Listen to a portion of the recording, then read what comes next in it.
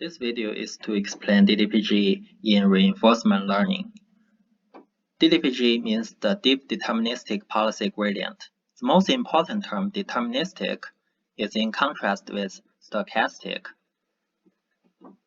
which means that we have a policy network that under a certain environment observation, it only gives the one that believes to be the most appropriate action.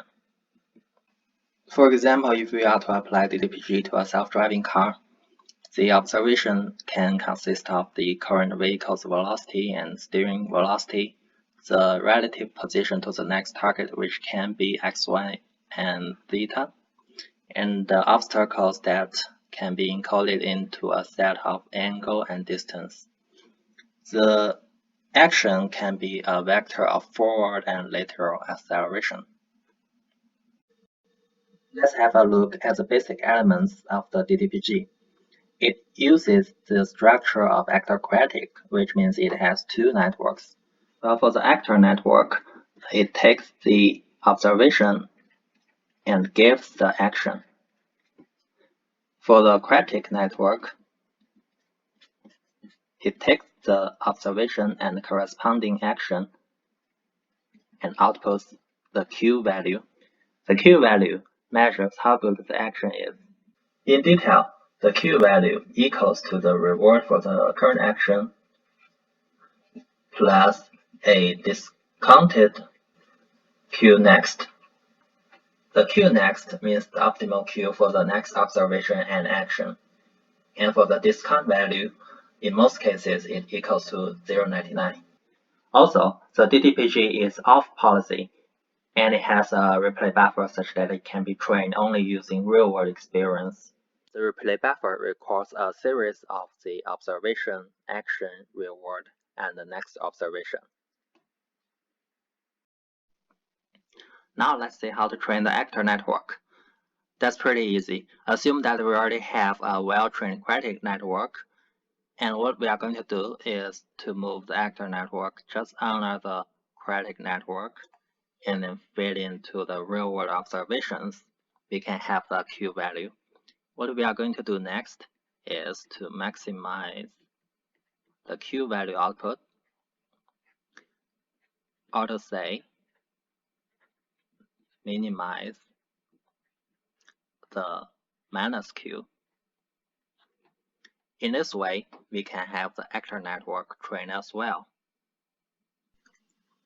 Next is how to train the quadratic. We already know that Q equals the reward plus a discounted Q next.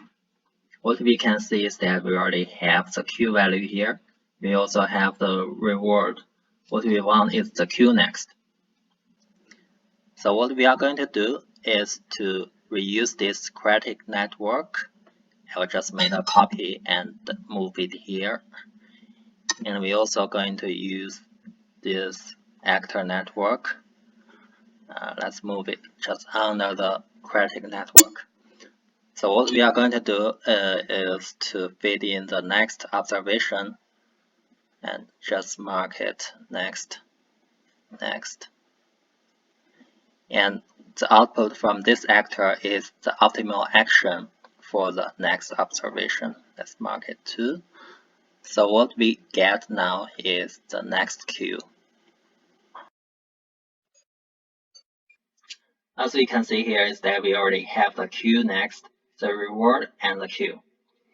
How we're going to train the quadratic is that we are going to make the both sides of the equation getting closer, which means to minimize the difference between Q and reward plus discounted next Q.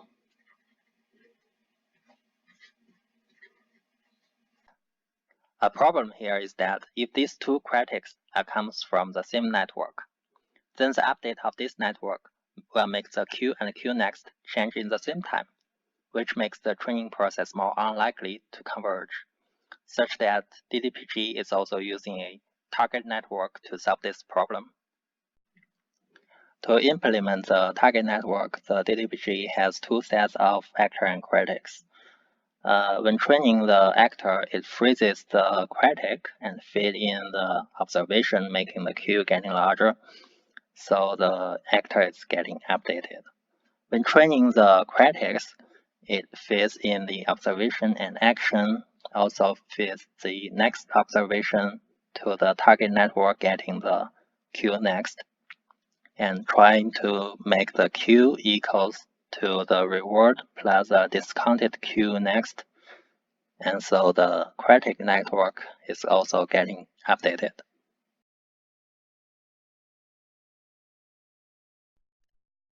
And finally, the trained module parameters will be slowly updated to the target network using a moving average style. Finally, the exploration. It's obvious that the model is only capable of making totally random actions in the beginning. So if you are using RL to play a game, generally the player will just kill itself instantly when the game starts. While the actor is being trained, the player is more likely to make reasonable actions, which will unfold more situations. Moreover, action noise can be added to the output of the actor, and parameter noise can also be directly injected into the actor network, just like the evolution strategy. Hello，大家好，Thanks for watching. This is my first video with a lot of technical issues. The background noise and volume is keep changing. Plus, my English is not that good. So I have to record again and again. However, it is hopefully can be useful, and see you soon in next video. Bye.